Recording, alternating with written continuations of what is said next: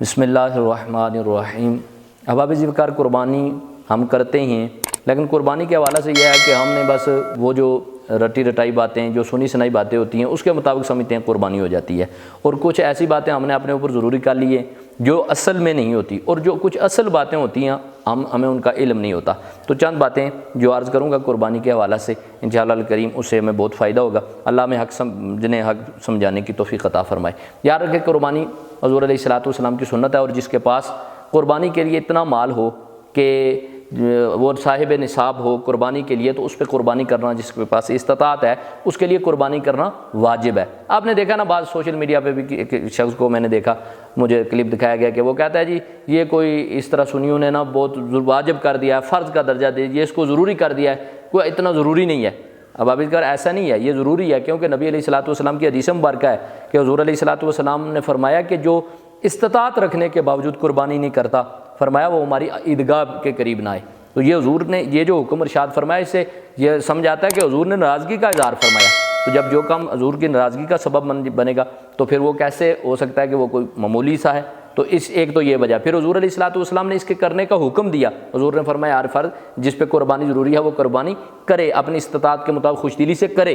اور اس کے کرنے کا حضور نے حکم دیا، اور نہ کرنے پر نبی علیہ الصلوۃ والسلام نے ناراضگی کا اظہار فرمایا۔ لہذا قربانی جس کے پاس استطاعت ہو اس پر قربانی کرنا واجب ہے۔ نبی علیہ الصلوۃ والسلام کے حدیث مبارکہ سے ملتا ہے فقہ حنفی کی روشنی میں، جس کے پاس استطاعت ہے، جس کے جو صاحب نصاب ہے، اس کے لیے قربانی واجب ہے۔ اور ایک اور دوسری بات بھی عرض کر دوں،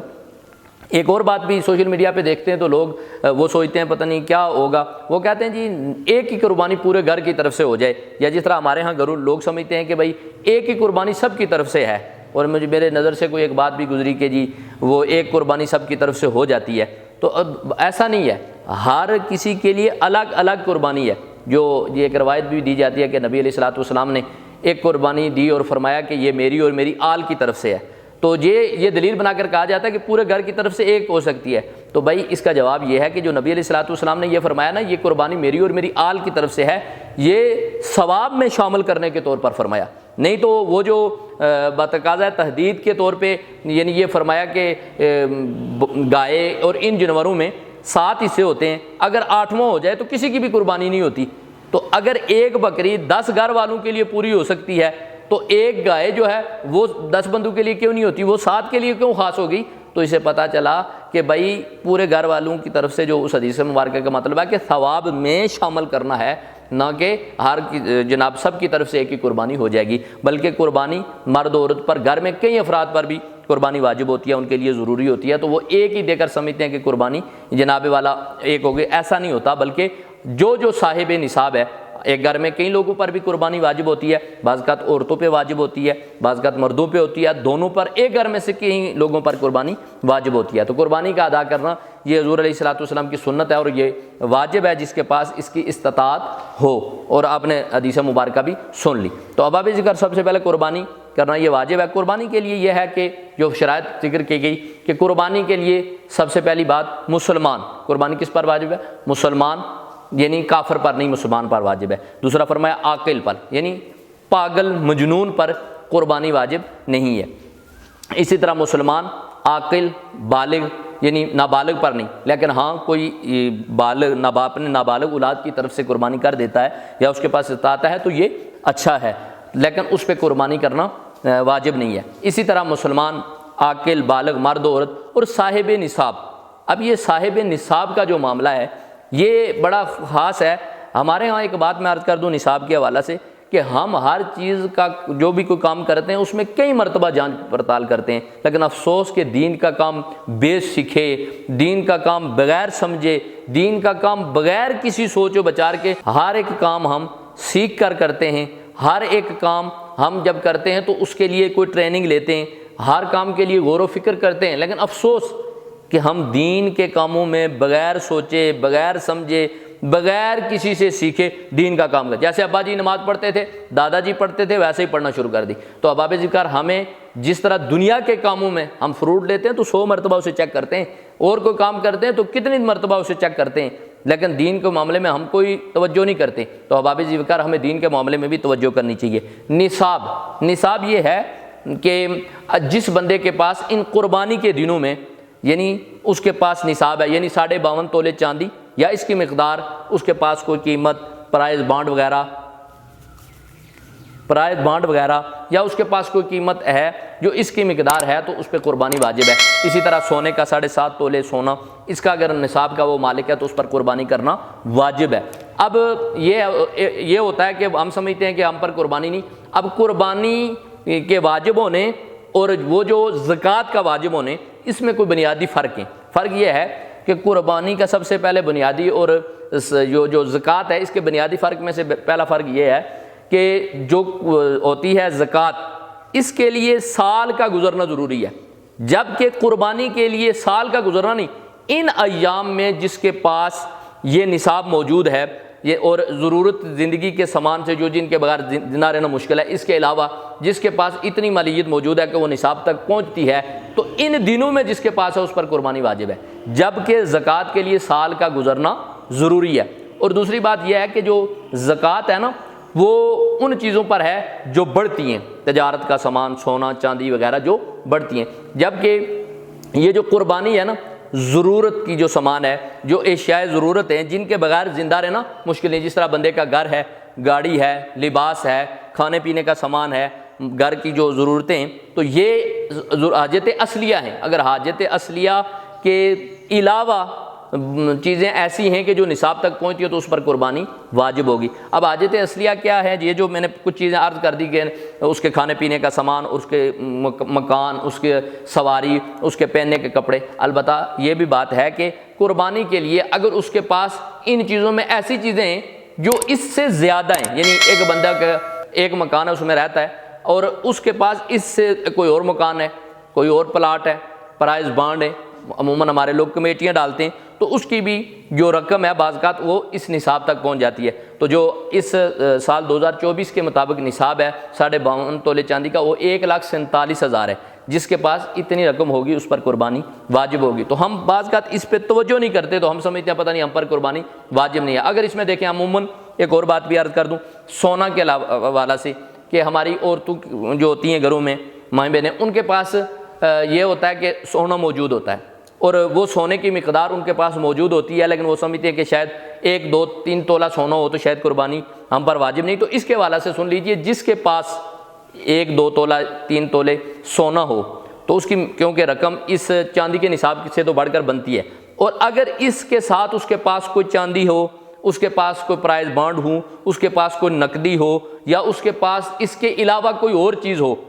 اگر وہ اس کے ساتھ اگر 1، 2 تولہ کے ساتھ اگر کوئی ہوگی تو اس کے لیے یہ ضروری ہے کہ اس پر بھی قربانی واجب ہوگی۔ ہاں ایک بات ہے کہ ایک بندے کے پاس صرف چاندی ہے اور وہ 52.5 تولے سے کم ہے، اسی طرح سونا ہے لیکن وہ 7.5 تولے سونا سے کم ہے، اور اس کے علاوہ اور کوئی بھی چیز نہیں ہے جو ملا کر نصاب تک پہنچ سکے، تو اس پہ قربانی نہیں ہے۔ جس کے پاس صرف ہو، اور ایسا نہیں ہوتا کہ جس کے پاس صرف اور صرف یہی ہو، عموماً یہی ہوتا ہے کہ جس بندے کے پاس اگر سونا ہے تو کچھ نہ کچھ چاندی، کچھ نہ کچھ رقم، کوئی پرائز بانڈ، کمیٹیاں وغیرہ ڈالی ہوتی ہیں، یہ چیزیں موجود ہوتی ہیں بالکل۔ ہاں کسی کے پاس صرف سونا ہے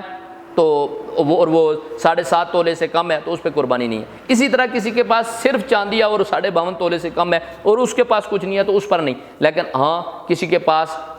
یعنی سونا تو کم ہے لیکن ساتھ کچھ چیزیں ہو رہے ہیں اور وہ ملا کر چاندی کے نصاب سے بڑھ جاتی ہیں تو اس شخص پر قربانی واجب ہوگی۔ یہ نصاب والی باتیں کچھ ضروری ہیں۔ اچھا البتہ ایک اور مسئلہ ضروری یاد کر دوں، ہمارے کیونکہ بہت سارے لوگ بیرون ملک رہتے ہیں تو عید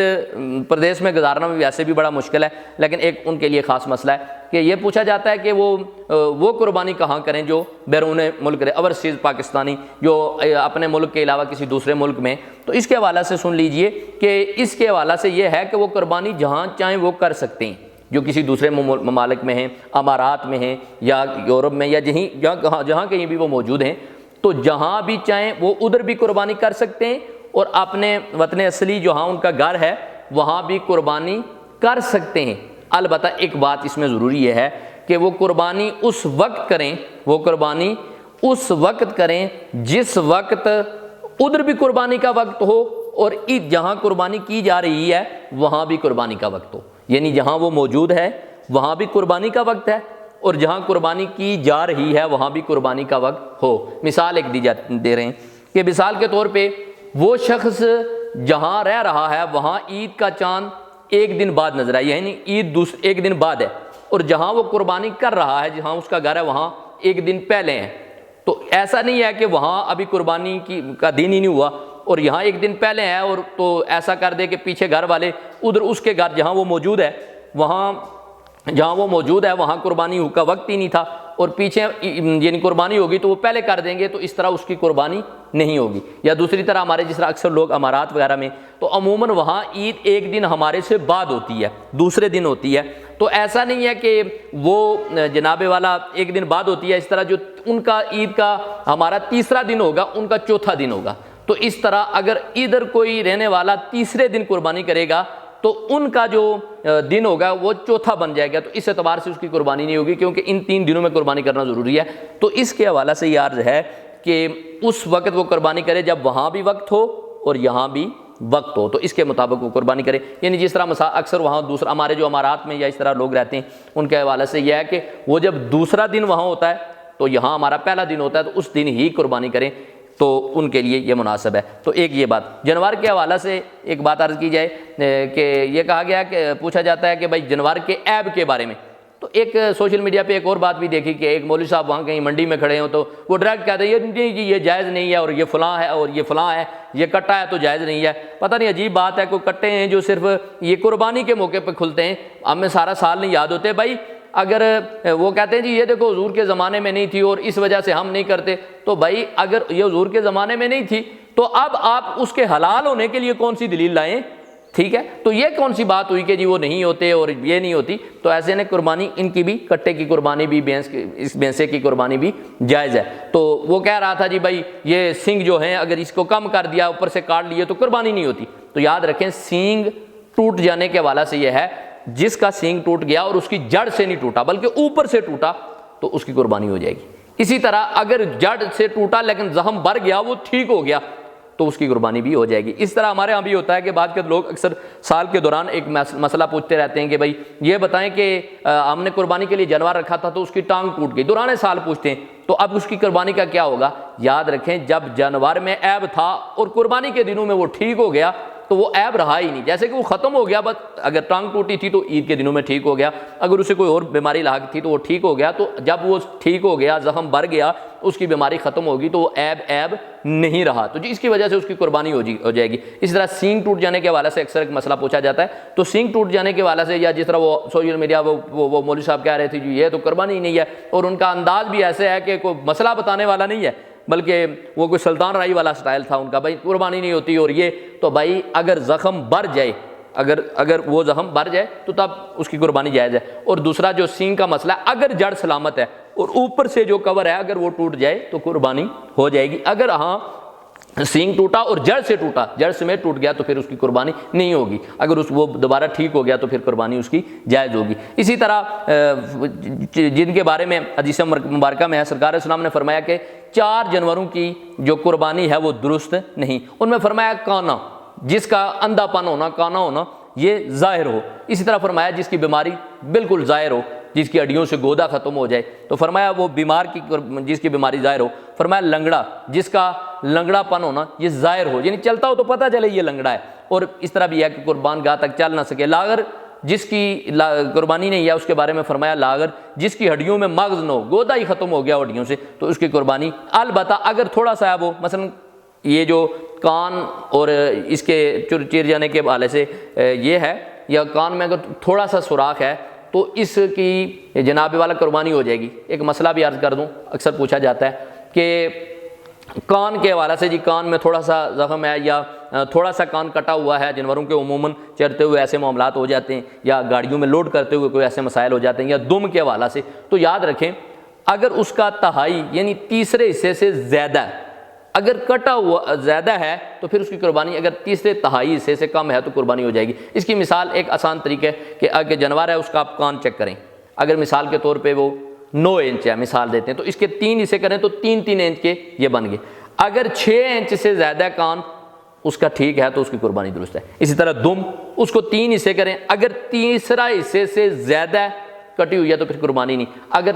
دو حصے اس کے 2 حصے سے زیادہ وہ ٹھیک ہے تو اس کی قربانی ہو جائے گی. یہ ایک آسان مسئلہ ہے, آسان سی تھوڑی سی بات عرض کر دی. تو اگر تھوڑا سا کوئی سراخ ہو یا تھوڑا سا عیب ہو تو جناب والا اس کی قربانی ہو جائے گی. بہتر یہ ہے کہ خوبصورت فربا جانور دیا جائے. ایک اور بھی مسئلہ عرض کر دوں, قربانی اللہ کی رضا کے لیے دینی چاہیے. قربانی اللہ کی رضا کے لیے دینی چاہیے. بعض لوگ قربانی دیتے ہیں نا تو ہم نے سوشل میڈیا پہ دیکھا ہے کہ قربانی کا جانور بھی ساتھ ہوتا ہے اور فریزر بھی ساتھ رکھا ہوتا ہے. تو ایسا نہیں ہے, قربانی اللہ کی رضا کے لیے دی جائے. اگر گوشت کھانے کے لیے دی جائے تو اس کی میں اللہ کی رضا نہیں, اور جو اس طرح دے گا اس کی قربانی نہیں ہوگی. اور قربانی میں حصہ ملاتے ہوئے بھی یہ یاد رکھنا کہ قربانی کا حصہ اس شخص کے ساتھ آپ ملائیں گے جس کا عقیدہ درست ہو. بدعقیدہ شخص کے ساتھ قربانی میں حصہ, یا ایسا بندہ جس کا عقیدہ درست نہیں, تو اس شراکت کے حوالہ سے بھی یہ خصوصی. اور جتنے بندے ساتھ ہوں سب کی جو نیت ہے وہ اللہ کی رضا ہو, نہ کہ گوشت کھانے کی نیت ہو. ایک اور بات بھی پوچھی جاتی ہے, کیونکہ ہمارے ہاں لوگوں کو باقی مسائل میں دین نہیں یاد آتا, جب کوئی دین کا کام ہوتا ہے تو پھر وہ بات کرتے ہیں. ہم کیا کرتے ہیں, نیکی کا نیکی سے مقابلہ کرتے ہیں, نیکی کا نیکی سے مقابلہ کرتے ہیں کہ بھئی یہ دیکھو جی, یہ جو آپ نے اس طرح کیا نا کہ یہ جو قربانی دے رہے ہیں یہ کسی غریب کو دے دیتے تو جناب اس غریب کا کام ہو جاتا. یا میلاد شریف آتا ہے تو کئی لوگوں کو تکلیف ہوتی ہے, وہ کہتے ہیں جی یہ جو جنڈیاں لگاتے ہو, لنگر پکاتے ہو, کسی بیوہ کو دے دو, کسی غریب کو دے دو. بھائی ہم الحمدللہ سنیوں نے, دنیا نے دیکھا ہے کہ ہم نے جب امت پہ مشکل وقت آیا تب بھی ان سنیوں نے کام کیا ہے, اور جب میلاد شریف بھی آیا تو میلاد شریف بھی بڑے شان و شوکت سے بنایا. تو میلاد شریف کے موقع پر یا قربانی کے موقع پر بعض لوگ کہتے ہیں یہ پیسے کسی غریب کو دے دیے جائیں. تو یاد رکھیں غریب کی مدد کرنے کا بڑا اجر ہے, غریب کی مدد کرنی چاہیے. ہم سب کو غریبوں کے ساتھ تعاون کرنا چاہیے, لیکن ان دنوں میں رب کے ہاں یعنی جناب والا خون بہانا اس سے بڑھ کر کوئی اور نیکی نہیں ہے, یہی کریں گے. اور دوسری بات بھی عرض کر دوں, یہ جو کہتے ہیں نا بھائی غریبوں کا رونا روتے ہیں ان دنوں میں خاص کر, اور یا ربیع الاول شریف, تو ان دنوں کے حوالے سے یاد رکھیں یہ جو ہوتی ہے نا قربانی عموماً آپ نے دیکھا ہوگا یہ غریب لوگوں نے جانور رکھے ہوتے ہیں. یہ جب